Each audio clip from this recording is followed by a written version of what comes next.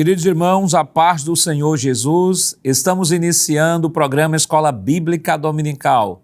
Seja muito bem-vindo, você que nos acompanha em sua casa, no seu trabalho, em qualquer lugar do Brasil ou do mundo através do nosso canal no YouTube, Rede Brasil Oficial, ou pela TV no canal 14 em Recife e em nossas repetidoras em todo o estado de Pernambuco. Estamos gratos por sua audiência. Aproveite este primeiro momento do programa para compartilhar os nossos meios de comunicação em suas redes sociais, nos grupos de WhatsApp com seus amigos e familiares. Hoje estudaremos a 9ª lição com o tema Gog e Magog, um dia de juízo. E para comentar a lição, esta semana contamos com a presença do evangelista Valber Gustavo. Pai do Senhor, irmão Valber. A paz do Senhor, pastor Ana Jackson. Do auxiliar e professor irmão Jonas Santana. Pai do Senhor, irmão Jonas. Paz do Senhor, pastor Ana Jackson.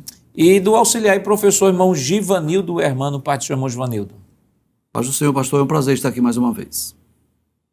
Nesta lição, estudaremos uma das mais importantes profecias do livro de Ezequiel, que descreve uma batalha que ocorrerá em Jerusalém no futuro, onde Deus executará seu juízo contra Gog na terra de Magog.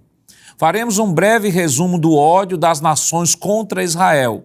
Citaremos as 3 batalhas escatológicas e, por fim, veremos como se dará a batalha de Gog e Magog, descritas nos capítulos 38 e 39 do livro de Ezequiel. Evangelista Valber, leia, por gentileza, o textuário desta semana. Pois não, pastor. O textuário está em Apocalipse, capítulo 20, versículo 8, que diz o seguinte: E sairá a enganar as nações que estão sobre os 4 cantos da terra, Gog e Magog, cujo número é como a areia do mar, para as ajuntar em batalha. Irmão Jonas, qual a verdade prática desta semana?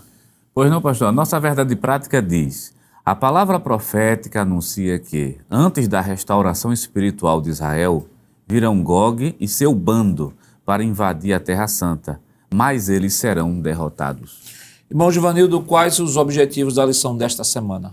Muito bem, a lição possui 3 objetivos. O primeiro é identificar Gog, o segundo, identificar Magog, e o terceiro, explicar o contexto escatológico da profecia.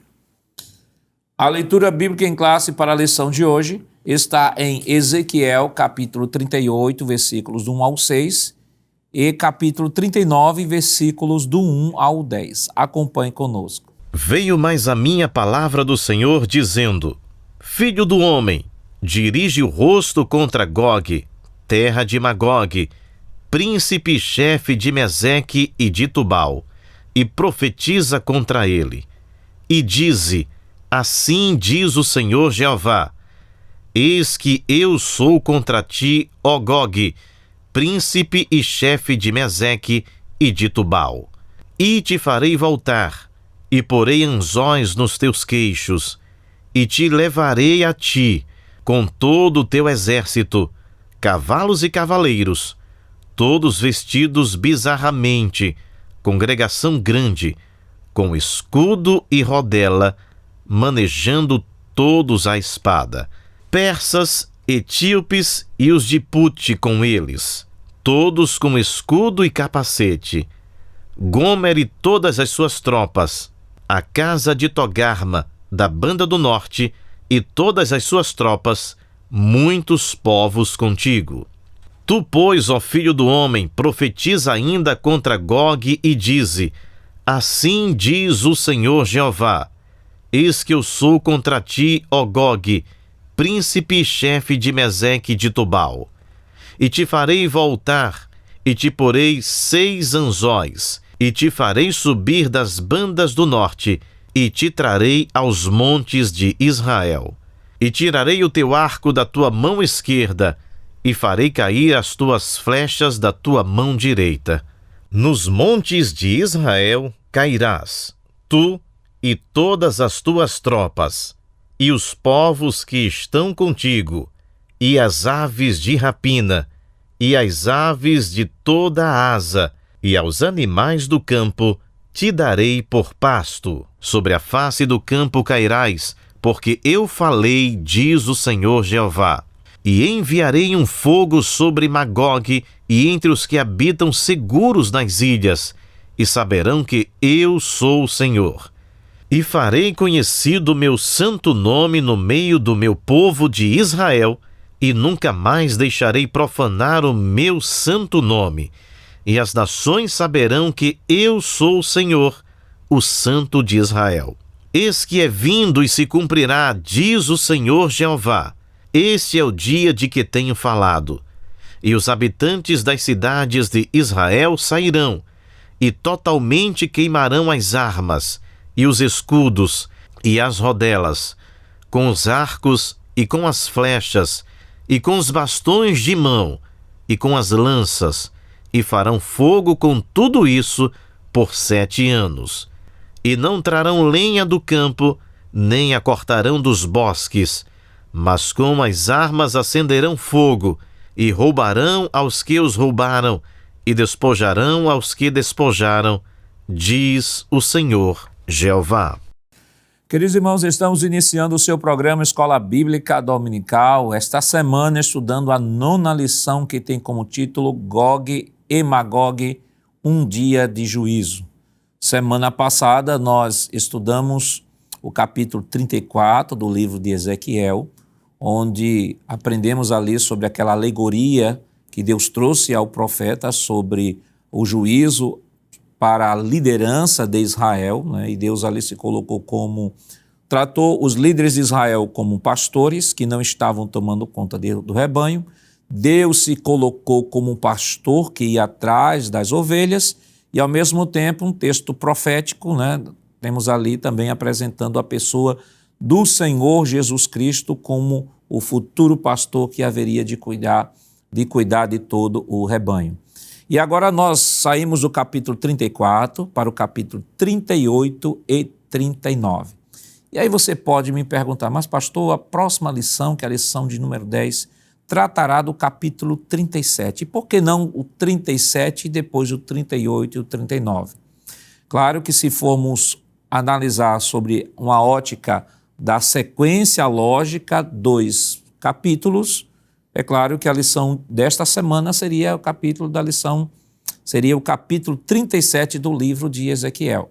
Entretanto, para efeito de estudo, o pastor Ezequias ele segue justamente o evento que é descrito no capítulo 38 e o capítulo 39 do livro do profeta Ezequiel, que vai ser consumado antes mesmo da grande tribulação, que é o assunto também tratado no capítulo 37. Então, o capítulo 37 vai falar sobre a restauração de Israel, vai falar sobre a última semana ali das 70 semanas de Daniel, e o capítulo 38, capítulo 39, como diz alguns autores, é como se fosse um apêndice, né, que vai tratar de um evento que pode ocorrer a qualquer momento, antes mesmo do arrebatamento da igreja ou no início da grande tribulação. Mas, evangelista Valber, essa semana, Gog e Magog, um dia de juízo. O que é que a gente pode descrever sobre esse tema? Pois não, pastor. O juízo descrito nos capítulos 38 e 39 do livro do profeta Ezequiel, ele diz respeito não a Israel em si, porque, como nós conversamos aqui, o livro do profeta Ezequiel, como um todo, trata do juízo de Deus contra a nação de Israel, que apostatou, né, que entrou no caminho da transgressão, da abominação, da idolatria, enfim, e por isso foi alvo do juízo divino. Já o juízo descrito no capítulo 38 e 39 não diz respeito a Israel, mas diz respeito a um príncipe e uma região de nações confederadas que são inimigas de Israel. Então é o juízo de Deus contra os inimigos do seu povo, contra os inimigos da nação israelita. E aí no capítulo 38, a partir do versículo 1, está escrito o seguinte: Veio mais a mim a palavra do Senhor, dizendo, Filho do homem, dirige o rosto contra Gog, terra de Magog, príncipe e chefe de Meseque e de Tubal, e profetiza contra ele. E dize, assim diz o Senhor Jeová, eis que eu sou contra ti, ó Gog, príncipe e chefe de Meseque e de Tubal. E te farei voltar, e porei anzóis nos teus queixos, e te levarei a ti com todo o teu exército, cavalos e cavaleiros, todos vestidos bizarramente, congregação grande com escudo e rodela, manejando todos a espada, persas, etíopes e os de Pute com eles, todos com escudo e capacete. Por fim, no versículo 6, é uma leitura um pouco mais extensa, mais necessária, ele diz o seguinte: Gomer e todas as suas tropas, a casa de Togarma, da banda do norte, e todas as suas tropas, muitos povos contigo. Então, o texto está falando sobre Gog, e esse Gog, o próprio texto bíblico diz que é um príncipe, não é? E o pastor Ezequiel Soares, não é? No tópico número 1 da lição, no subtópico 3, ele traz a seguinte informação: o nome Gog, fora da profecia de Ezequiel, só aparece mais 2 vezes nas Escrituras. A primeira delas, não é, está no primeiro livro das Crônicas, no capítulo 5, versículo 4, que ele diz que é um descendente de Ruben, que nada tem a ver com a profecia bíblica de Ezequiel. E na segunda vez, ou na outra ocasião fora essa que ela aparece, é na revolta de Satanás contra Deus e o seu povo lá no milênio, já próximo à consumação dos séculos. E a gente vai ver, não é, esse evento mais adiante, esse contexto escatológico da profecia. Então, o nome Gog não é um nome próprio de uma pessoa, é um título, não é? Assim como Faraó, né, era o título do líder maior do Egito, César, né, o líder maior do Império Romano, Gog, o líder maior dessa região. Então, Gog é um príncipe, é um líder que vai se levantar contra a nação israelita. E este líder liderará essas localidades, essas nações, que são descritas aqui dos versículos 1 ao versículo 8, como Meseque, como Tubal, como os persas, os etíopes, os de Pute, não é? Gomer, Togarma, enfim. Ele vai liderar essa região que está ao norte, não é, de Israel, numa revolta contra o povo de Deus. E essa revolta vai acontecer, não é só para finalizar minha fala, justamente depois da restauração de Israel como nação, que já aconteceu em 1948. Então, essa revolta de Gog e Magog contra Israel pode acontecer a qualquer momento. E nós entendemos e sustentamos que isso vai acontecer antes da grande tribulação. Então, a qualquer momento, Gog e Magog pode acontecer em relação à nação de Israel. Esse líder pode se levantar dessas nações confederadas contra a nação israelita.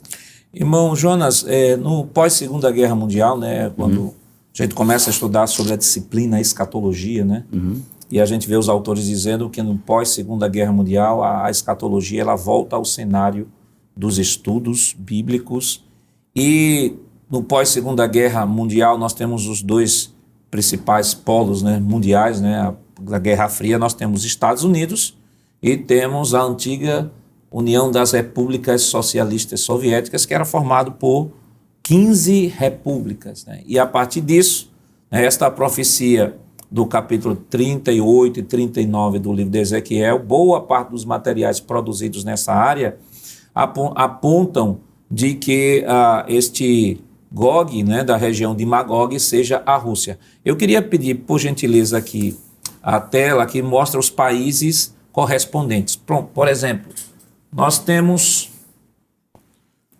aqui no pós-Segunda Guerra Mundial, né, nós temos os diversos países, as diversas regiões que são apontadas na profecia do capítulo 38 e capítulo 39 e com sua correspondência nos dias de hoje. Nós temos aqui Ros, a antiga Sarmácia, que é apontado como sendo a Rússia. Nós temos Magog, os antigos citas, que a sua correspondência seria a Ásia Central, antiga União Soviética, né, e Afeganistão. Nós temos Meseque, a atual Turquia e o sul do Irã. Nós temos Tubal, que é a antiga Capadócia. Antiga Capadócia, qual o seu correspondente hoje seria o sul da Rússia e o Irã. Nós temos a Pérsia, e qual é o correspondente da Pérsia hoje? Nós temos o Irã, a Etiópia, também chamada da antiga Cush, né? Qual o seu correspondente hoje? O Sudão, a Líbia, antiga Put, correspondência hoje, a Líbia, Gomer, antiga Anatólia, né? E nós estaremos mostrando isso aqui, né? Atual Turquia, Togarma, antiga Carmex, que é a atual Turquia. Nós queremos agora colocar o mapa, né, do início do nosso estudo do livro de Ezequiel, né? Nós estamos aqui na Babilônia, só relembrando, né, aquilo que nós vimos no início do trimestre. Nós temos aqui a Babilônia, nós temos aproximadamente aqui, próximo de Ur, a 80 quilômetros de Ur, ao rio Quebar, onde Ezequiel estava dando a sua profecia.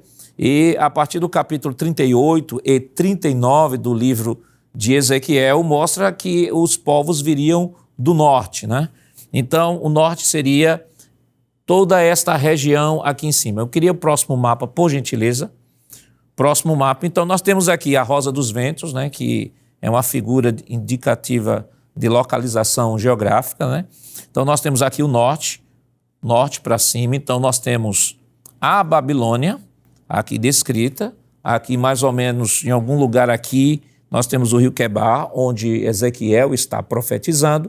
Então, se considerar o local que Ezequiel está profetizando, né, falando da região norte, ou que vem do norte, então nós estamos falando de toda essa região aqui de cima. Se eu entendo que esta profecia tem que ser entendida a partir do epicentro, que seria Jerusalém, Jerusalém ficará mais aqui na ponta, então nós temos toda a região norte, a região da Anatólia, né, que nós comentamos aqui, que é a Turquia, seria toda esta região. E aí, por que nós não podemos, de maneira contundente, afirmar de que é a Rússia? Vamos para o mapa atual. Observe, no mapa, na situação geopolítica atual, nós temos aqui o Iraque, seria aqui mais ou menos, em algum lugar aqui nessa parte onde Ezequiel estava profetizando. Então, a partir de um mapa atual, então nós temos o norte. E o que seria todo o norte? Olha, nós temos a Turquia, nós temos o Turcomenistão, o Uzbequistão, o Cazaquistão. A Rússia fica justamente nesta parte aqui, ó. Nesta parte amarelinha aqui é a Rússia. Aqui nós temos a Ucrânia, mas observe, todos estes ficam ao norte. Isso aqui é o mapa é um mapa atual, né, do desenho geopolítico, né, de como estão estabelecidas as fronteiras. Vale destacar que, mesmo assim, este mapa ainda está desatualizado, porque nós estamos agora numa guerra com a Ucrânia, nós que eu digo assim, o cenário mundial, né? A Rússia com a Ucrânia está numa guerra, três regiões da Rússia ou da Ucrânia já foram anexadas à Rússia, além da Crimeia também, que é outra região que também pertence à Rússia. Então, a situação geopolítica ela vai mudando com o tempo. Então, a profecia é natural que, como intérpretes das Escrituras, sempre posicionemos o foco da interpretação a partir da nossa realidade geopolítica, né, irmão Jonas? Porque não poderia ser diferente. Se, de repente, vamos dizer que essa profecia se cumpre daqui a 30 anos, nós temos um outro cenário geopolítico. Com certeza, pastor. E outra coisa a ser comentada, que as fronteiras geopolíticas, elas são muito sensíveis. Claro, sensíveis em relação à história da própria humanidade. Nós tivemos aí já dois eventos que redefiniram a história, redefiniram as fronteiras. Por exemplo, a Primeira Guerra Mundial, por exemplo, redefine uma parte das fronteiras da Europa. Mas a Segunda Guerra Mundial, está aí nos livros de História Geral, ele redefine praticamente por completo todas as fronteiras da Europa e de outros países que estão ali adjacentes. Aí, quando tem a União das Repúblicas Socialistas Soviéticas naqueles blocos, né, que na verdade era um grande bloco econômico, o que é que acontece? Quando isso se fragmenta, aquelas 15 repúblicas vão se transformar agora em países independentes, por exemplo. Foi mostrado aqui o Cazaquistão, por exemplo, que na época não era nem país, né? E nós temos situações bem atípicas, países que desapareceram, né, por completo, o nome deixa de existir, por exemplo, a Tchecoslováquia, que não existe mais. Quer dizer, tudo por uma questão de caráter estritamente político. E nós estamos vivendo agora no momento de uma guerra que existe, realmente a guerra entre a Rússia e entre a Ucrânia. Algumas cidades importantes já foram anexadas, quer dizer, já não são mais cidades ucranianas, são cidades de caráter russo. E daqui a 20 ou 30 anos a gente pode ter outros conflitos também que podem mudar justamente a geopolítica. Então é por isso que a boa hermenêutica e a prudência diz que, em vez de citar um país específico, é melhor ficar com o texto bíblico, falar de regiões, como já foi mencionado aqui. Você tem uma região e tem Gog, que nesse caso seria um chefe, né? O próprio pastor Ezequias, ele menciona como se fosse um chá, como se fosse, na verdade, um faraó. Então, é um príncipe que vai reunir algumas nações, né? Ou várias delas, né?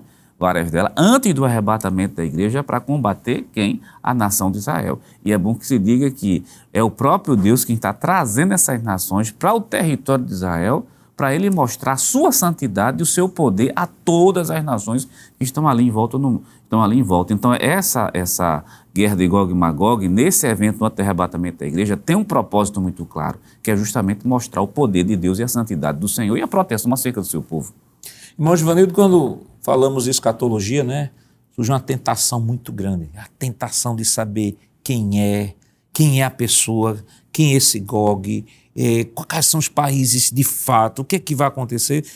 Mas isso é natural, né? O ser humano é muito curioso, quer saber, mas a Bíblia ela se centraliza em uma perspectiva, né, de trazer, de fato, informações básicas, mas suficientes para que sirva não só de alerta para a nação de Israel, mas também mostre a fidelidade do nosso Deus em cumprir com a sua palavra. Exato. Eu costumo dizer, pastor, que nós só podemos compreender perfeitamente uma profecia quando ela se cumpre, né?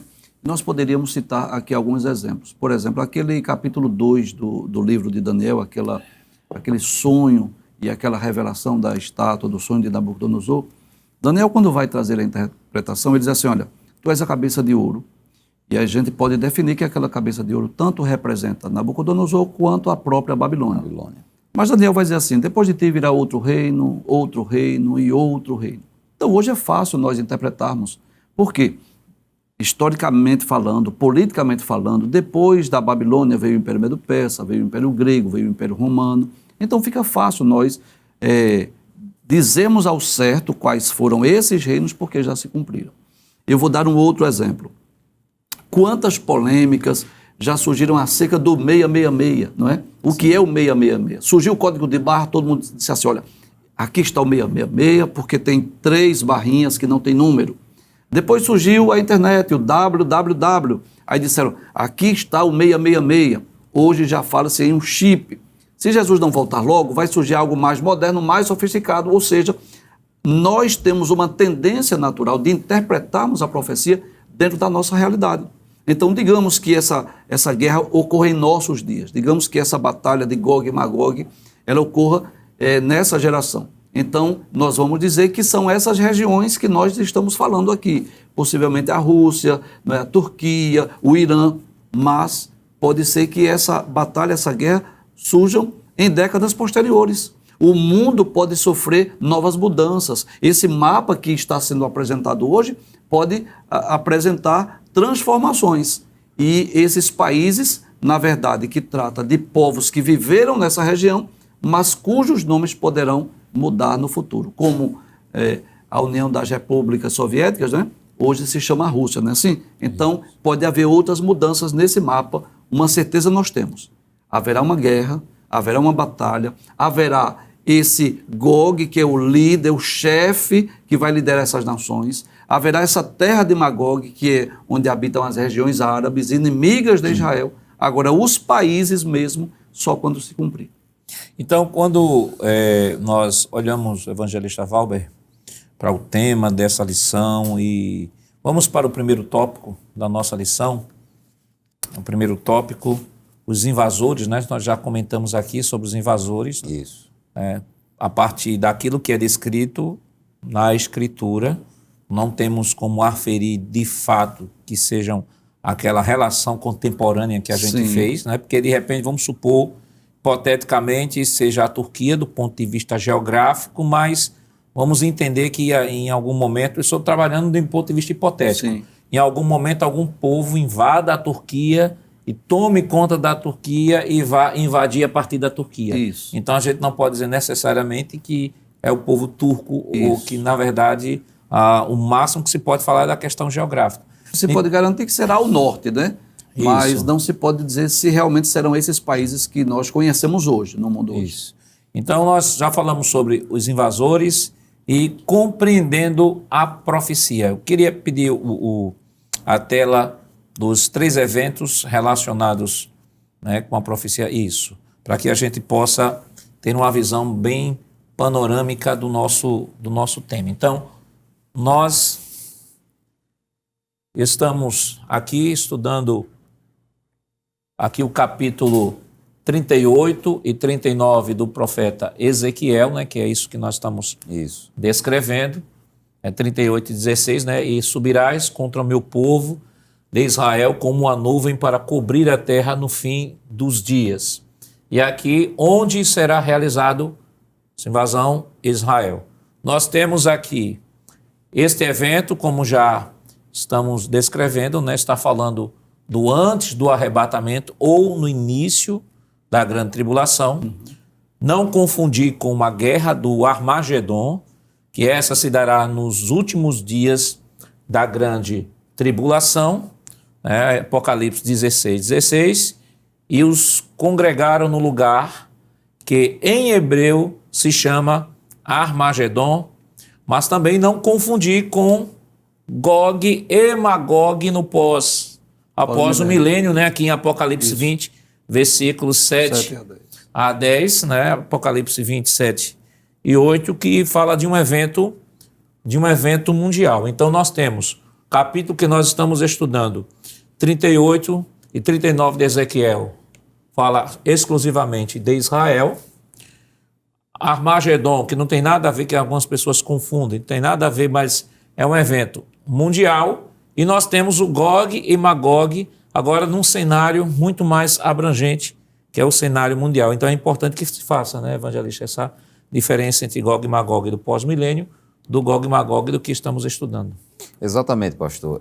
A gente percebe, não é, que o Gog e o Magog, do capítulo 38 e 39, do livro do profeta Ezequiel, ele, como o senhor disse, está circunscrito a Israel, e pelo desfecho desse evento, né, dessa batalha, nós entendemos que ele não vai acontecer nem no final da grande tribulação, a semelhança da batalha do Armagedon, e muito menos no final do milênio.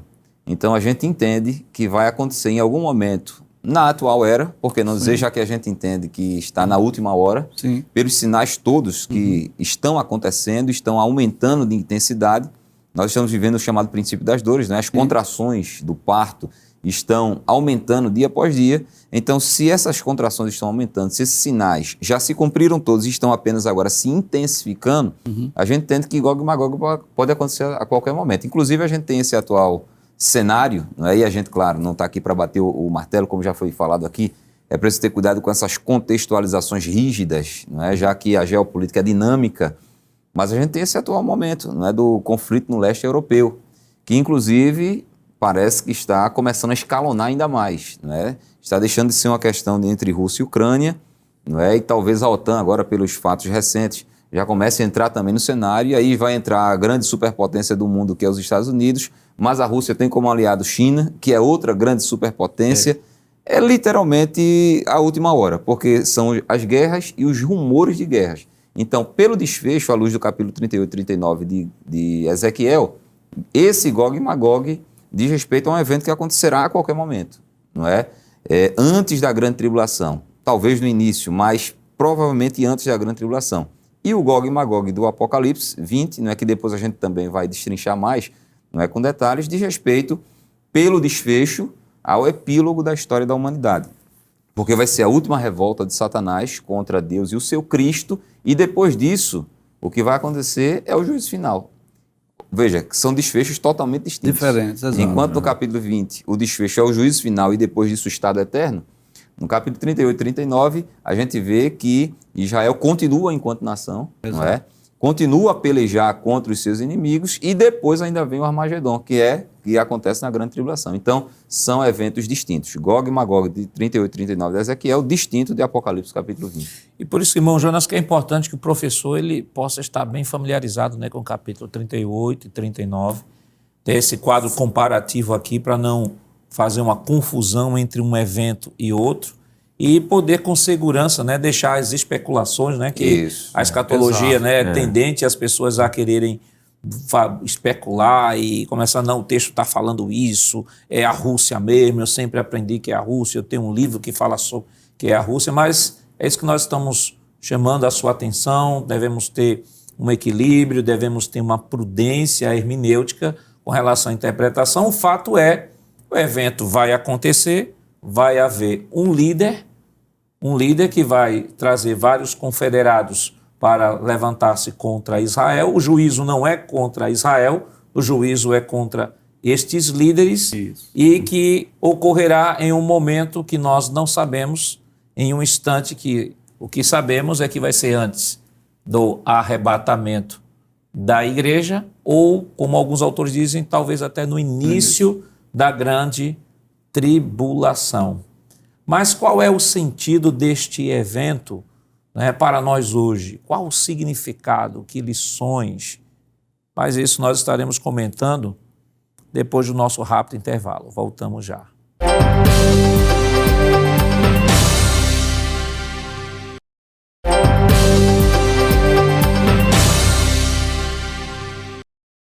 Queridos irmãos, estamos de volta em seu programa Escola Bíblica Dominical, esta semana estudando a 9ª lição que tem como título Gog e Magog, um dia de juízo. No bloco anterior, melhor dizendo, nós apresentamos aqui diversos quadros, tabelas, procurando facilitar, a vida de você, professor da Escola Dominical. Nós entendemos perfeitamente que esta lição, esta semana, ela tem uma certa complexidade, estamos trabalhando, não é um capítulo apenas, 2 capítulos, são 2 capítulos escatológicos, e já apresentamos aqui as visões acerca deste capítulo, sobretudo no pós-Segunda Guerra Mundial, e atentamos e chamamos a atenção dos professores para fazer uma abordagem bem equilibrada, não temos como saber exatamente quem é quem, o que sabemos é que haverá um líder que vai se juntar com outras nações para invadir Israel. Então nós vamos para o segundo tópico da nossa lição. Nós temos sobre as identidades dos povos invasores. Irmão Jonas, sobre os invasores nós já comentamos aqui, compreendendo a profecia. Também nós apresentamos ali aquele quadro fazendo a diferença de Gog e Magog da profecia de Ezequiel 38 e 39 com Gog e Magog lá, como descrita lá no Apocalipse no capítulo 20. Vamos para o próximo tópico sobre a identidade dos povos invasores, ainda sobre Gog, Magog, Meseque, Tubal e a coalizão de Gog.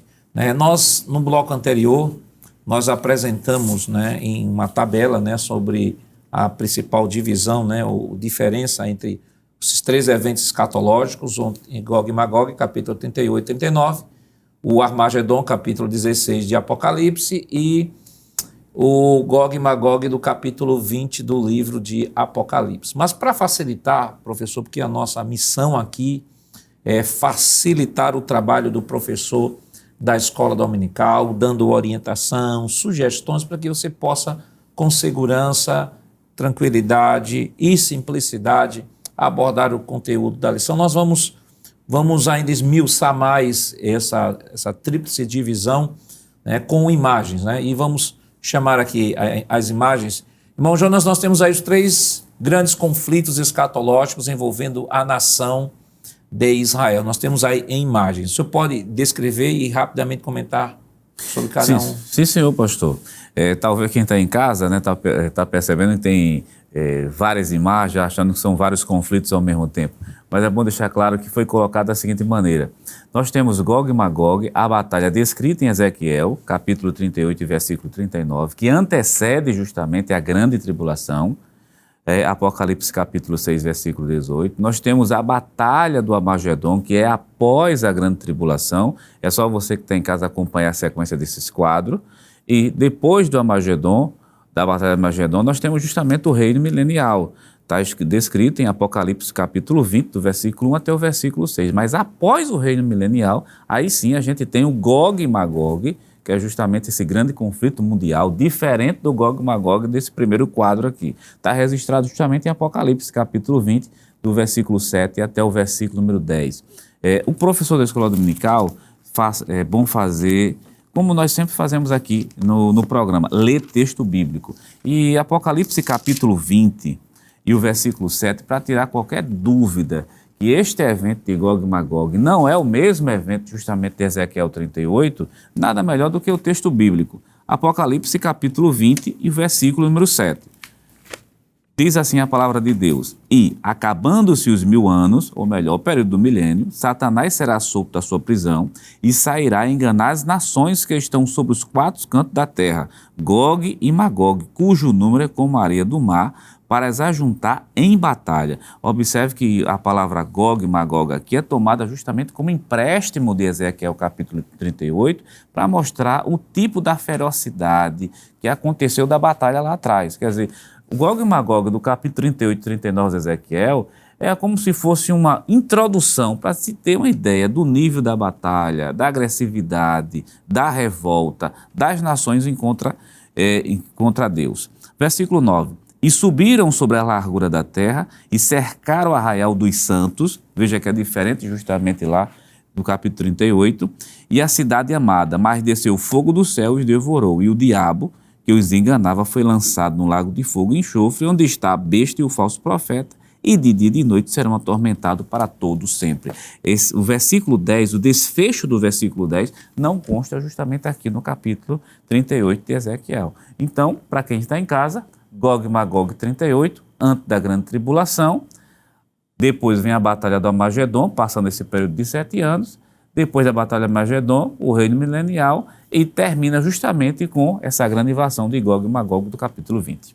E aí, irmão Givanildo, como descrito ali, né, na sequência desses eventos, nós temos 3 eventos, né, daquela tríplice divisão, Gog e Magog, ela está antes da grande tribulação ali naquela sequência lógica, né?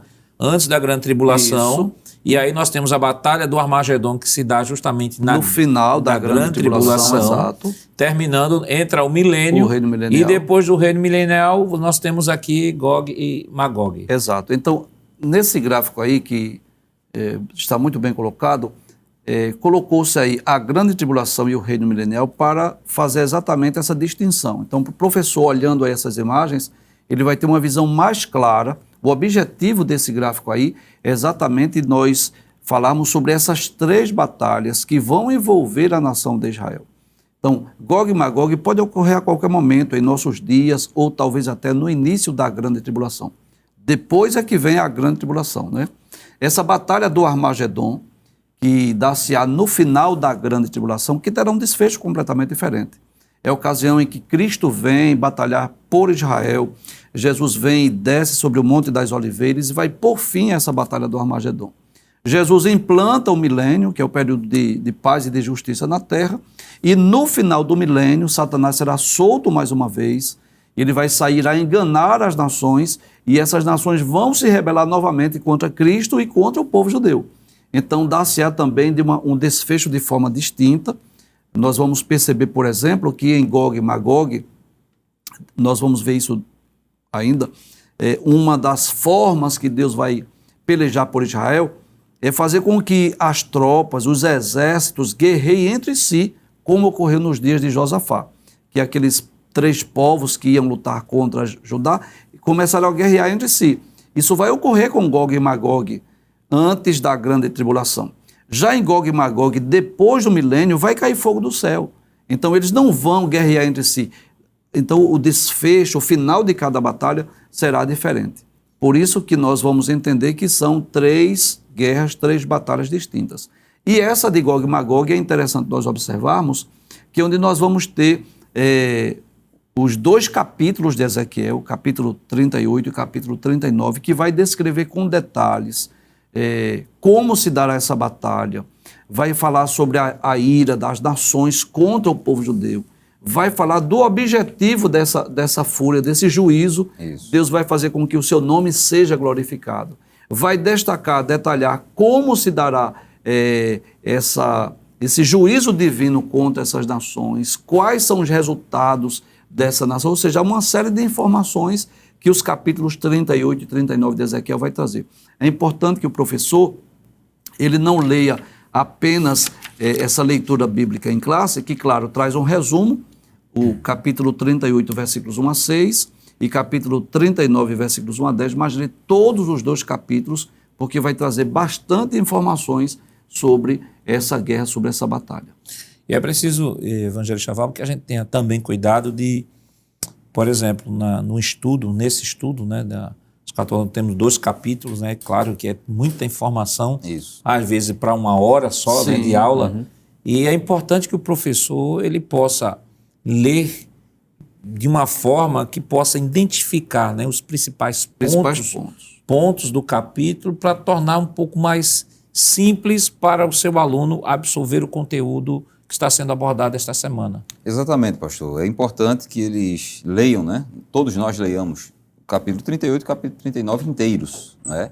E a partir daí, né, partir para a lição e para o subsídio, porque aí vai se identificando os principais pontos. E o que eu gostaria de destacar só alguns desses pontos dessa primeira batalha, né? Gog e Magog, que pode acontecer a qualquer momento. Mas antes disso, eu estava pensando que, vejam, batalhas essas do ponto de vista escatológico, né? Mas ao longo da história, Israel sempre enfrentou muitas pelejas, Exato. muitas batalhas, muitas guerras, muito ódio, muita hostilidade, muito desprezo.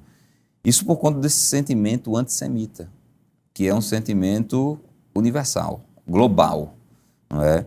Nós estamos vendo esses conflitos tomando proporções no leste europeu, e podem ter certeza que tudo isso vai desaguar em 2 povos principais na terra. Primeiro, na igreja. E segundo, em Israel. Por quê? Porque apesar dessas nações serem antagônicas entre si, elas têm algo em comum. E o que elas têm em comum é o anticristianismo e o antissemitismo.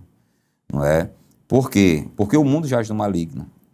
E assim como Deus preparou o mundo para o seu Cristo, o diabo está preparando o mundo para o seu Cristo, que será o anticristo.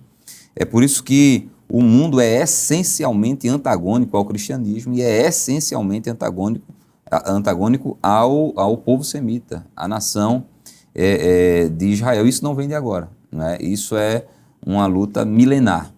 Então, no atual cenário, Israel tinha aí pelo menos 2 nações que, pelo menos publicamente, se declaravam a favor dela, que eram os Estados Unidos, mas com as últimas eleições presidenciais, esse sentimento está mudando, não é? Já que a ala mais socialista assumiu o poder, e o Brasil. Mas, infelizmente, também devido a essas últimas eleições, isso vai mudar também, de forma que Israel estará literalmente sozinho, né? À mercê das nações, mas, é claro, sob a proteção divina. E veja que Gog e Magog entra justamente nesse atual contexto que nós estamos vivendo, em que o mundo, não é, todo, né, e as últimas nações remanescentes que ainda apoiavam Israel não estão mais apoiando Israel, não vão mais apoiar Israel, e Israel vai sofrer essa hostilidade. Nesse caso, parte de Gog, esse líder dessa terra de Magog, ao norte de Israel, e esse conflito é descrito justamente no capítulo 38 e 39 de Ezequiel. E no subsídio da escola dominical, ele começa a descrever aí alguns dos principais pontos desse conflito. Não é? Por exemplo, ele diz, quem participará da invasão, a gente já viu, os povos descritos dos versículos 1 ao 6, fizemos aí uma contextualização temporária, não é? Já que pode mudar a qualquer momento, mas ele fala também sobre o propósito dessa invasão, não é? De Gog e a terra de Magog. E ele diz que o propósito é tomar posse das riquezas de Israel. Isso está no capítulo 38, a partir do versículo 9 do livro do profeta Ezequiel, como disse o professor Jonas, né? É importante que a gente leia o texto em si, não é? Já que a Bíblia é o livro-texto da escola bíblica dominical. No capítulo 38, versículo 9, está escrito o seguinte: então subirás, virás como uma tempestade, farteás como uma nuvem para cobrir a terra, tu e todas as tuas tropas e muitos povos contigo. Veja, uma confederação, né? São as nações, né? Assim diz o Senhor Jeová, e acontecerá naquele dia que terás imaginações no teu coração e conceberás um mau desígnio. Né? Toda guerra é precedida de planos malignos, né? Maléficos, conspirações, tramas. E dirás, subirei contra a terra das aldeias não muradas, virei contra os que estão em repouso, que habitam seguros, todos eles habitam sem muro e não têm ferrolho nem portas. Isso a fim de tomar o despojo. Está aqui o propósito da invasão. Tomar o despojo, aquilo que há de valioso, de precioso, os tesouros da nação de Israel. a fim de tomar o despojo e de arrebatar a presa, e tornar a tua mão contra as terras desertas que agora se habitam, né? E contra o povo que se ajuntou dentre as nações, o qual tem gado e possessões e habita no meio da terra. Ele está mostrando que essa invasão vai ser contra Israel para tomar o despojo, no momento em que essas nações, né, que esse povo terá vindo das nações. Então ele está falando de um momento posterior à restauração nacional de Israel, sim, que já aconteceu no ano de 1948. Então aqui está o propósito da invasão, tomar posse das riquezas de Israel. E os resultados dessa invasão nós sabemos. A ira de Deus vai se abater agora, não sobre a nação de Israel, como está descrito em quase todo o livro de Ezequiel, mas agora contra Gog, né, e a terra de Magog. E a ira de Deus vai ser derramada de uma maneira terrível, não é? Deus vai derramar o furor da sua ira e a matança vai ser muito grande. A carnificina vai ser muito grande, ao ponto da profecia dizer que serão necessários 7 meses para se enterrar os corpos que serão mortos durante essa batalha, essa peleja. Irmão Jonas, algumas pessoas, né, quando nós começamos a interpretar o texto bíblico à luz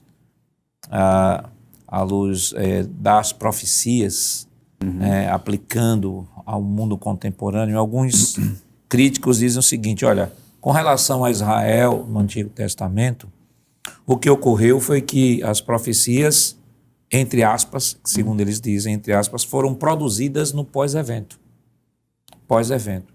Então, ocorreu o evento e depois o profeta foi lá e escreveu como se o evento fosse acontecer. Antes, né? Na verdade, o evento já havia ocorrido. Nós temos inúmeras profecias, principalmente as profecias, todas as profecias aplicadas à pessoa do nosso Senhor Jesus Cristo no que diz respeito ao seu nascimento, a sua morte e a sua ressurreição. Temos profecias ainda que haverão ainda de se cumprir, né, sobre a sua segunda fase da segunda vinda, primeira fase da segunda vinda, segunda fase da segunda vinda, entre outras coisas. Mas só o fato de uma profecia, só uma se cumprir, isso já é motivo de mostrar que a Bíblia ela é infalível, né? Deus é fiel para cumprir com a sua palavra. E nós estamos estudando o capítulo 38 e 39 de Ezequiel, que está falando de profecias que ainda não se cumpriram, né?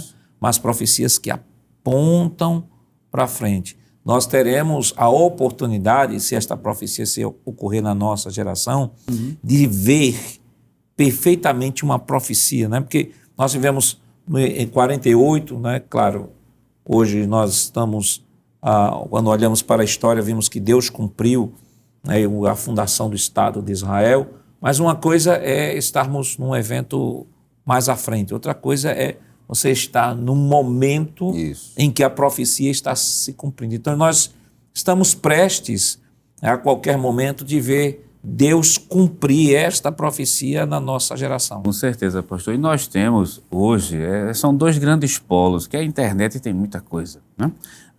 Existem conteúdos que foram resgatados lá de trás e colocados. Por exemplo, a alta crítica, como o senhor falou, a alta crítica bíblica, que não considera a Bíblia como sendo palavra de Deus, assim, somente como artefato histórico, ela diz que todas as profecias foram escritas depois que os eventos aconteceram.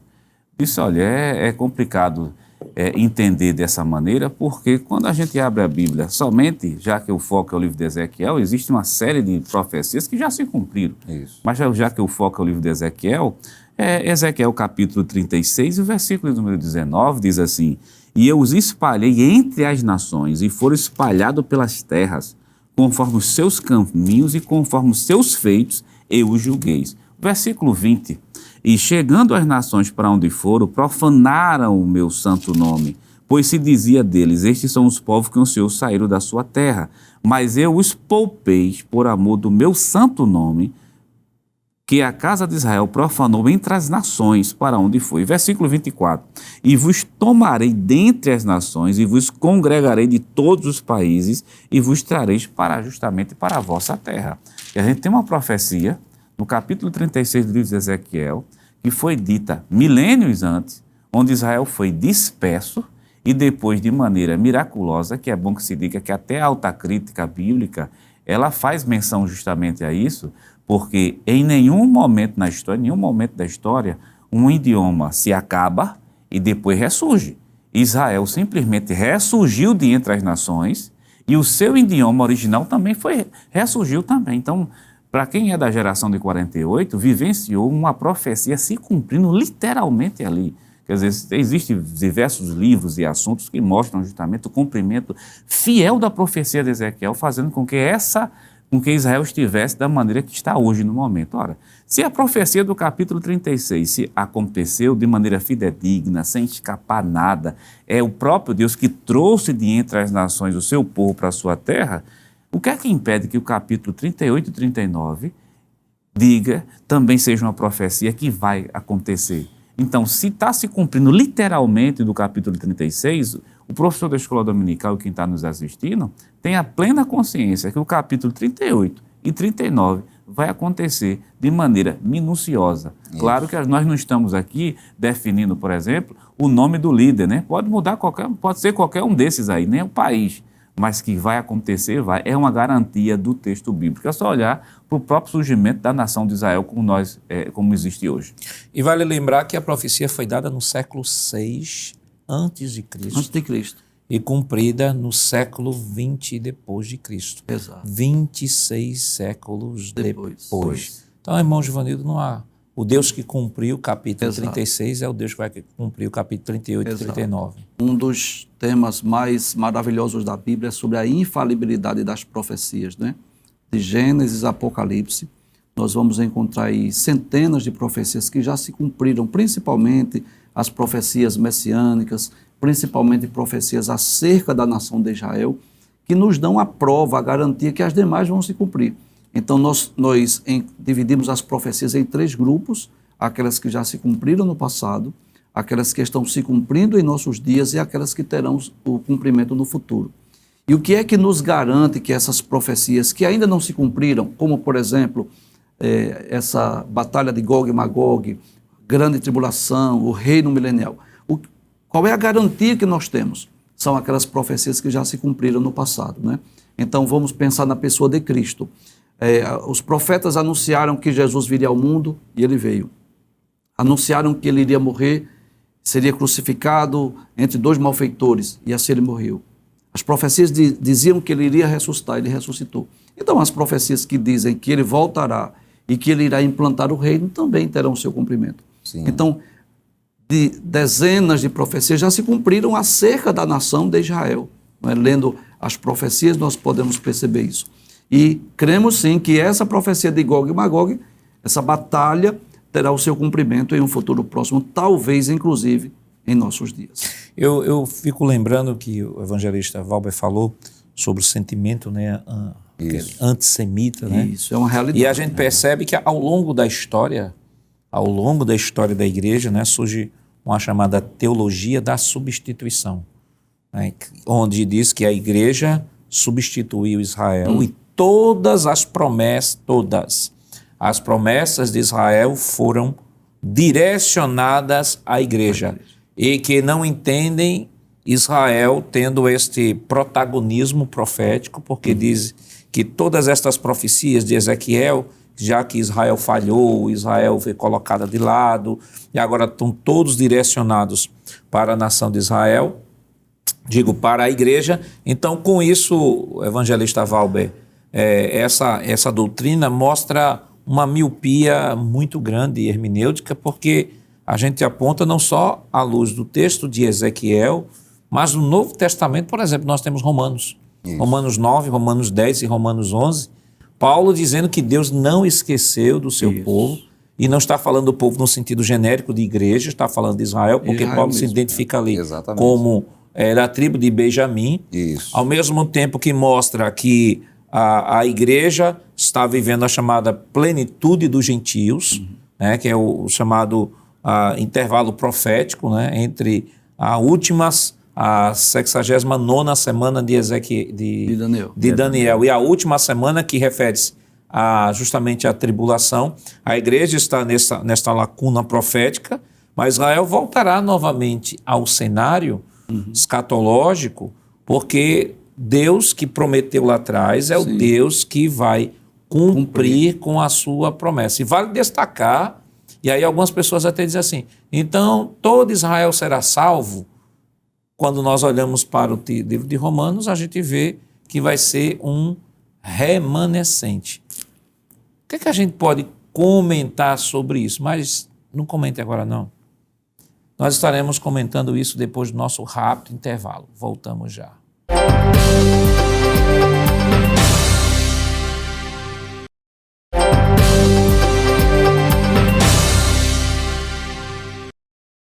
Queridos irmãos, estamos de volta em seu programa Escola Bíblica Dominical para o último bloco. Esta semana estamos estudando a 9ª lição que tem como título Gog e Magog, um dia de juízo. E no bloco anterior nós deixamos a seguinte pergunta: foi Israel substituído pela igreja? As profecias relacionadas a Israel não devem ser interpretadas como para Israel, já que, segundo a teologia da substituição, a igreja substituiu Israel. Evangelista Valbo, o que é que a gente pode dizer à luz agora do Novo Testamento sobre as profecias para Israel no Antigo Testamento? Pois não, pastor. Sem sombra de dúvida, há uma distinção entre igreja e Israel. Há coisas em comuns, mas também há uma distinção clara, não é? Pois eu poderia dizer que Israel e a igreja são as duas meninas dos olhos divinos, não é? E talvez por isso o ódio tão mortal, tão letal do maligno contra ambas, não é? A nação de Israel e a igreja do Senhor. Mas o Senhor citou uma profecia que é fundamental para nós entendermos o que estamos vivendo, inclusive nos dias de hoje, que são as 70 semanas de Daniel. 69 dessas semanas proféticas já se cumpriram, nós sabemos, não é? Porém, como Israel rejeitou o Messias, então abriu-se uma lacuna profética. O cumprimento da última semana foi suspenso, não é? E aí, a partir de agora, o Senhor se voltou principalmente aos gentios. Esse período, não é, entre a 69ª e a 70ª semana é justamente o período dos gentios, o período da igreja, no qual o Senhor está tratando principalmente com a igreja, com a igreja do Senhor. E depois o Senhor voltará a tratar sobre a nação de Israel a fim de restaurá-la. Ora, se Deus está tratando especificamente com a igreja e depois tratará com Israel, significa dizer que a igreja não substituiu Israel. São duas realidades distintas. E é interessante que o apóstolo Paulo ele trata disso de uma maneira magistral. Claro que não há tempo aqui, porque a carta aos Romanos, sem sombra de dúvida, é a mais profunda de todas as cartas escritas por Paulo. Mas no capítulo 11 de Romanos, no capítulo de número 11, versículo de número 25, ele diz o seguinte: porque não quero, irmãos, que ignoreis este segredo, para que não presumais de vós mesmos, que o endurecimento veio em parte sobre Israel, até que a plenitude dos gentios haja entrado. Então, o plano divino da salvação é para Israel, e não apenas para Israel, mas para todo mundo. Mas como Israel rejeitou, o Senhor se voltou para o resto do mundo, né? E aí, a partir desse resto do mundo, dessas nações gentílicas, o Senhor formou a igreja, está tratando hoje com a igreja, mas quando a plenitude dos gentios entrar, então os gentios, que é, no caso, a igreja, será retirada da terra. Isso. E o Senhor voltará a tratar exatamente com Israel. Inclusive, naquela carta de Paulo aos Tessalonicenses, na segunda carta, quando ele fala sobre aquele que o detém e aquele que resiste, está falando certamente sobre a igreja no poder do Espírito Santo. Porque quando a igreja for retirada, então o anticristo vai se manifestar e aí inicia a grande tribulação, e a grande tribulação diz respeito à nação de Israel. Então não existe essa teologia da substituição. A igreja é a igreja, Israel é Israel, tratadas de formas distintas, em tempos distintos, no calendário da profecia bíblica. Até porque, ainda vou falando de Romanos, né? Romanos capítulo 9, versículo 1 ao 4 diz assim: digo a verdade em Cristo, não minto, e a minha consciência confirma isso por meio do Espírito Santo. Sim, grande tristeza e tenho incessante dor no coração, porque eu mesmo desejaria ser amaldiçoado, separado de Cristo, por amor de meus irmãos, meus compatriotas segundo a carne. São israelitas. A eles pertence a adoção, assim como a glória, as alianças, a promulgação da lei, o culto e as promessas. Deles são os patriarcas, e também deles descendem o Cristo, segundo a carne, o qual é sobre todos, Deus bendito para sempre. Amém. Então, irmão Jonas, Paulo deixa claro aqui, até também, ainda acrescentando, né, Romanos 11:1 diz, versículo 1 diz assim: então eu pergunto, será que Deus rejeitou o seu povo? De modo nenhum, porque eu também sou israelita, da descendência de Abraão, da tribo de Benjamim. Versículo 2: Deus não rejeitou o seu povo, a quem de antemão conheceu.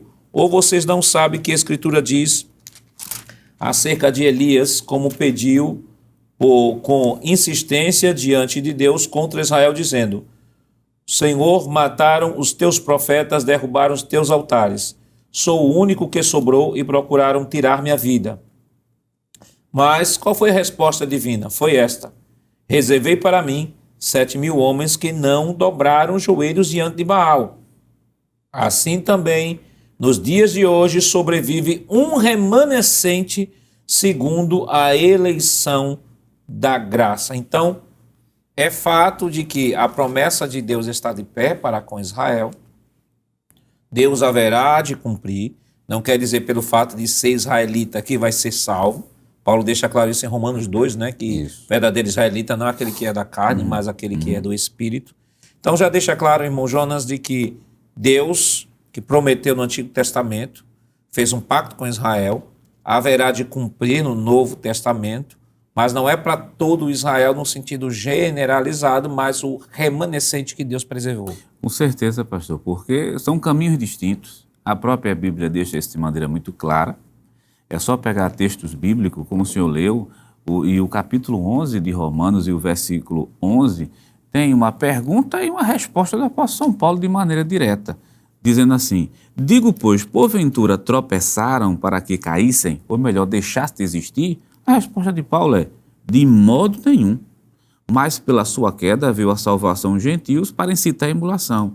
E se a sua queda é a riqueza do mundo e a sua diminuição a riqueza do gentio, quanto mais a sua plenitude. Em outras palavras, Israel tem seu caminho, a igreja também tem seu caminho, isso é uma prova bíblica. Agora, o que é que vem acontecendo também?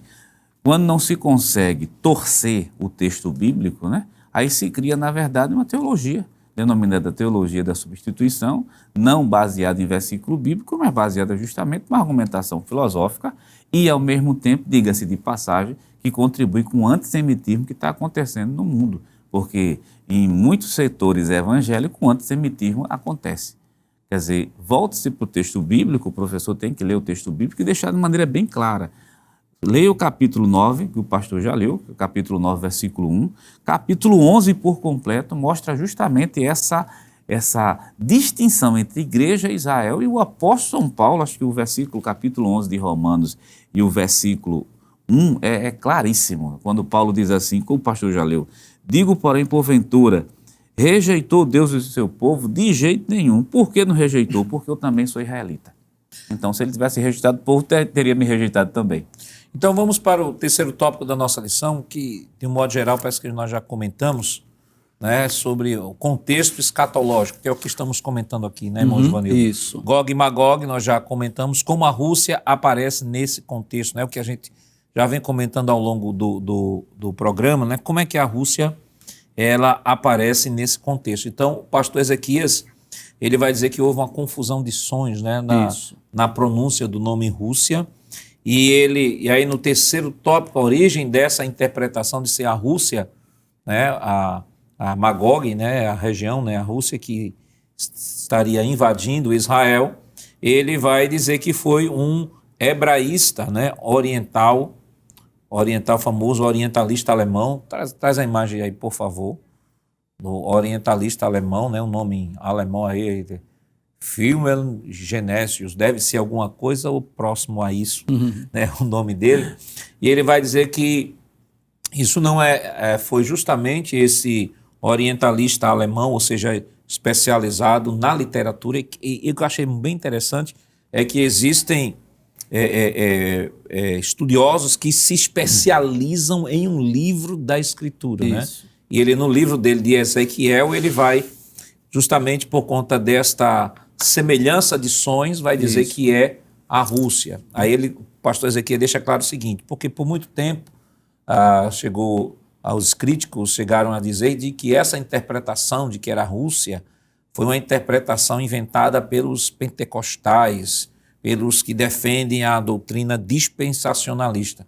E a gente percebe que ele viveu, qual foi o século que ele viveu? Ele viveu o século XVIII. Entre o século XVIII e o século XIX não era oriundo dos centros pentecostais. Então, irmão Givanildo, o orientalista alemão citado pelo pastor Ezequias, ele que em primeira vez interpretou esta profecia como sendo a Rússia, mas a gente já viu aqui ao longo da nossa discussão que nós não podemos dizer de maneira contundente. Então, como é que a gente pode interpretar de fato esta profecia? O que nós podemos comprovar que esta guerra, esta batalha, de forma concreta, ela ocorrerá no futuro. Inclusive o evangelista Valber falou acerca das grandes batalhas, né, que o povo de Israel enfrentou no decorrer dos séculos, que isso nos mostra, não é, um propósito, né, do adversário de Satanás de destruir a nação de Israel. E a gente pode até dizer que a existência de Israel hoje só pode ser explicada por um milagre. Deus sempre pelejou pelo seu povo.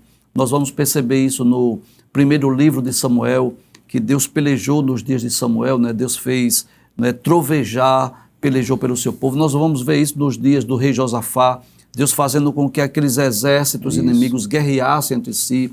Nós podemos ver isso nos dias do rei Ezequias, quando Deus enviou um anjo para pelejar e para destruir o exército de Senaqueribe. Então Deus sempre peleja pelo seu povo. A história nos mostra isso, a guerra dos 6 dias foi uma intervenção divina. E essa batalha de Gog e Magog será outra ocasião em que Deus irá intervir, Deus irá pelejar pelo seu povo.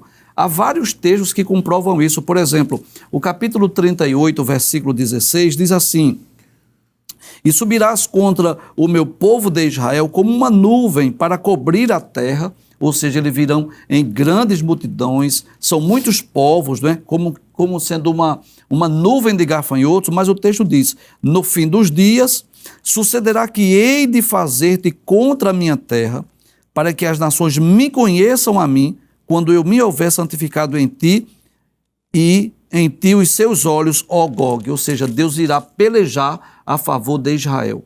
No versículo 23, Deus diz, assim eu me engrandecerei, e me santificarei, e me farei conhecer aos olhos de muitas nações, e saberão que eu sou o Senhor. Ou seja, um dos principais objetivos dessa batalha é que Deus vai pelejar a favor de Israel, né? As nações irão reconhecer a Deus, né?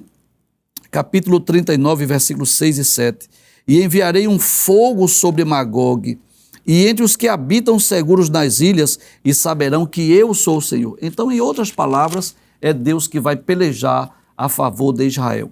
E no capítulo 38, versículos 19 a 22, de forma mais específica, nós vamos ver como Deus irá pelejar, como Deus irá batalhar a favor de Israel. Diz assim, porque disse no meu zelo, no fogo do meu furor, como já foi falado aqui, esse zelo, esse juízo, esse castigo não é contra Israel, mas contra essas nações. Aí Deus diz que naquele dia haverá grande tremor sobre a terra de Israel, ou seja, Israel será abalada, de tal sorte que tremerão diante da minha face os peixes do mar, as aves do céu, os animais do campo e todos os répteis que se arrastam sobre a terra, e todos os homens que estão sobre a face da terra. E os montes cairão, e os precipícios se desfarão, e todos os muros desabarão por terra. Porque chamarei contra Gog a espada, olha, as formas que Deus vai usar para guerrear contra Gog e as nações. Sobre todos os seus montes, diz o Senhor Jeová, a espada de cada um se voltará contra seu irmão, ou seja, Deus vai fazer com que eles guerreiem entre si. Versículo 22, e estenderei com ele por meio da peste, ou seja, Deus vai mandar doenças, enfermidades, e do sangue, e de uma chuva inundante, e grandes pedras de saraiva, fogo e enxofre farei cair sobre ele, e sobre as suas tropas, e sobre os muitos povos que estiverem com ele. Então nós podemos dizer que essa batalha, Deus irá pelejar, Deus irá intervir na história, né? fazendo com que os inimigos guerreiem entre si. Deus vai fazer com que haja epidemias. Deus vai fazer com que haja tremores de terra. Ou seja, vai haver fogo, saraiva, enxofre. É Deus pelejando a favor de Israel. E o senhor falando de saraiva aqui, né, na Nova Almeida atualizada, que talvez algum professor, algum aluno, mas o que é saraiva? Aqui a Nova Almeida atualizada diz o seguinte no versículo 22 do capítulo 38. Eu o castigarei com peste e derramamento de sangue, farei cair chuva torrencial, grandes pedras de granizo, né? Saraiva, na verdade, é pedra de granizo.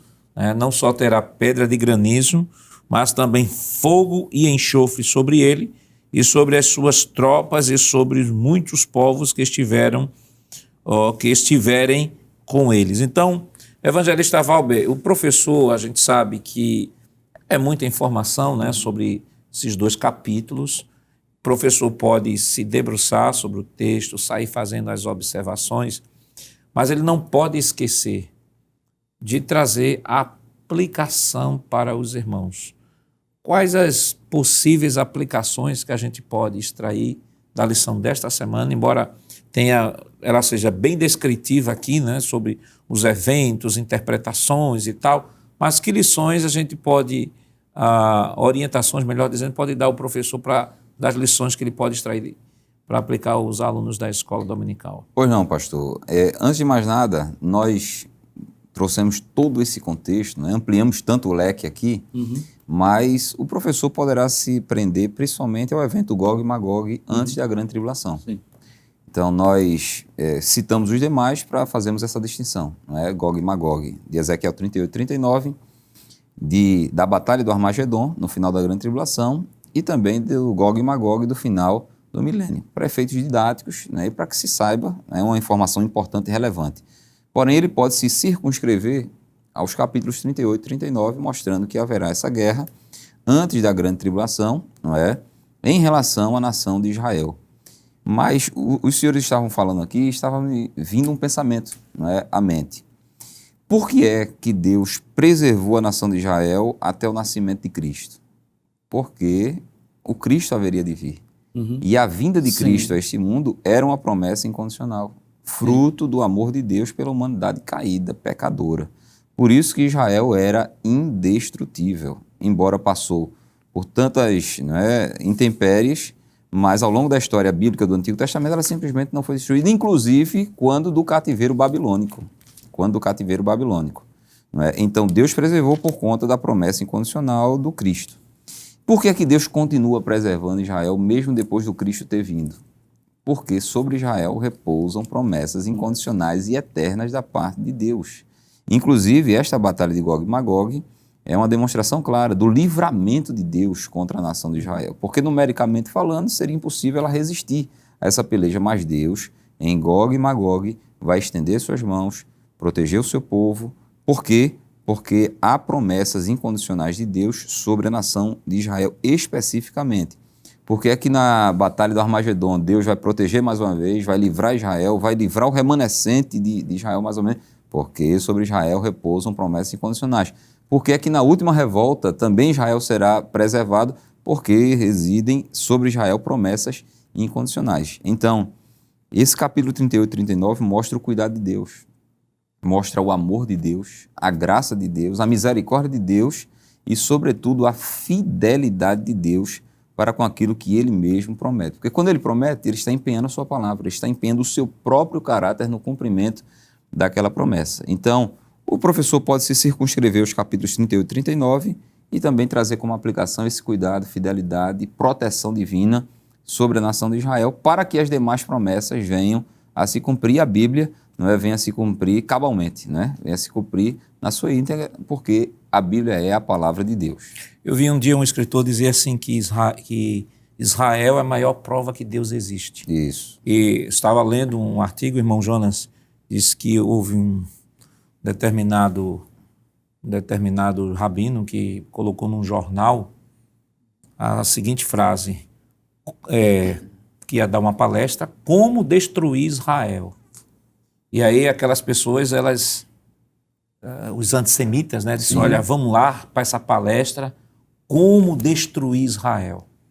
E ao chegar na palestra, o texto que o rabino leu foi justamente o texto para introduzir a palestra, foi o texto de Jeremias, capítulo 31, versículos 35, aí ele diz, a partir do versículo 35, né, 35, 36, 37, diz assim: assim diz o Senhor, que dá o sol para a luz do dia e as leis fixas à lua e às estrelas para a luz da noite, que agita o mar e faz bramir as suas ondas. Senhor dos exércitos é o seu nome. Se estas leis fixas falharem diante de mim, diz o Senhor, também a descendência de Israel deixará de ser uma nação diante de mim para sempre. Assim diz o Senhor, se puderem ser medidos os céus lá em cima e sondados os fundamentos da terra cá embaixo, também eu rejeitarei toda a descendência de Israel por tudo o que fizeram, diz o Senhor. Ou seja, o próprio texto vai no sentido inverso da resposta. Como destruir Israel? Aí Deus diz, olha, se alguém conseguir tirar o sol de onde ele está, se alguém conseguir tirar a lua de onde ele está, se alguém conseguir modificar todas as leis físicas que eu estabeleci, Israel deixará de existir. Em outras palavras, Israel é indestrutível. Goste ou não goste, aceitem ou não aceitem. Se está reclamando, vai reclamar com Deus, né, irmão Jonas? Com certeza. Professor da Escola Bíblica Dominical pode pegar essa fala do senhor, pastor, já mostrar uma coisa chamada fidelidade. Quer dizer, com a aplicação aqui, fidelidade. Deus é fiel com as suas promessas, é fiel com o seu povo. Se quer uma profecia concreta, né, porque tem gente que precisa de algo concreto, pega o capítulo 36, livro de Ezequiel. A outra lição que pode ser tirada, soberania de Deus. O capítulo 39 de Ezequiel, e versículo 1, a Bíblia diz assim, eis que eu sou contra ti, ó Gog, príncipe-chefe de Magog. O versículo 2, eu te farei voltear. Observe que por 2 vezes é Deus quem traz Gog, né, com todo, para as terras de Israel. Quer dizer, Deus está mostrando, eu vou te vencer. Aí se cumpre Daniel capítulo 2, versículo 21, né? Sou eu quem removo os reis e coloco os reis. Então nós temos 2 grandes lições, a fidelidade das profecias e a soberania de Deus. Irmão Givanildo. A lição prática que nós podemos extrair é que Deus peleja pelo seu povo, né? E isso ocorreu no passado e ocorrerá também no futuro. Nessas 3 grandes batalhas que envolverá Israel, tanto a batalha de Gog e Magog, quanto a batalha do Armagedon, quanto a última das batalhas de Gog e Magog, Deus estará pelejando pelo seu povo. Portanto, professor, é importante que você prepare sua aula com antecedência. Nós estamos diante de uma lição que requer um pouco mais de atenção, de aplicações escatológicas. Então, é importante que você possa estudar com antecipação e, acima de tudo, procure, além daquilo que já foi dito aqui, procure ver os principais pontos de aplicação, né, desta lição à realidade do seu aluno, para que não torne esta lição apenas um monólogo descritivo de um evento, mas, sobretudo, possa extrair as lições espirituais para a igreja no presente século. Que Deus continue lhe abençoando em nome de Jesus. Queridos irmãos, depois de uma lição tão maravilhosa e tão enriquecedora, vamos orar ao Senhor, pedir a Ele a sua bênção sobre cada um de nós. Irmão Givanildo, o senhor poderia orar conosco? Sim, Senhor. Senhor, nosso Deus, nosso Pai, quero te louvar, quero bendizer o teu nome, te agradecer por essa oportunidade. Obrigado pelo privilégio de estarmos aqui, Senhor, comentando esta lição. Pedimos, Pai, continua com as tuas mãos estendidas, abençoando o teu ungido, pastor presidente, abençoando também toda a equipe da superintendência, das escolas bíblicas dominicais, aos dirigentes, professores e alunos, para que possamos juntos aprender esta lição, aplicarmos às nossas vidas e crescermos na graça e no conhecimento de nosso Senhor e Salvador Jesus Cristo. Pai, abençoa cada professor que estará lecionando, ensinando esta aula. Dá-lhes, ó Deus, sabedoria, inspiração pelo Teu Espírito Santo, para que eles possam ensinar na graça e na unção do Teu Espírito. Tudo isso nós te pedimos e agradecemos em nome de Jesus. Amém. Chegamos ao final deste programa. Hoje estudamos a 9ª lição com o tema Gog e Magog, um dia de juízo. Na próxima semana estudaremos a 10ª lição com o título A Restauração Nacional e Espiritual de Israel. E esperamos contar com sua audiência. Lembrando que o programa Escola Bíblica Dominical vai ao ar na TV toda sexta-feira às 21h30 e no sábado às 16 horas. Também está disponível no formato de podcast no Spotify e em nosso canal no YouTube, Rede Brasil Oficial. Acesse o canal, se inscreva, ative o sininho e compartilhe nossa programação. Obrigado por sua companhia e até o próximo programa. Que a graça do nosso Senhor Jesus Cristo, o amor de Deus nosso Pai, a comunhão do seu Santo Espírito estejam com todos hoje para todos sempre. Amém.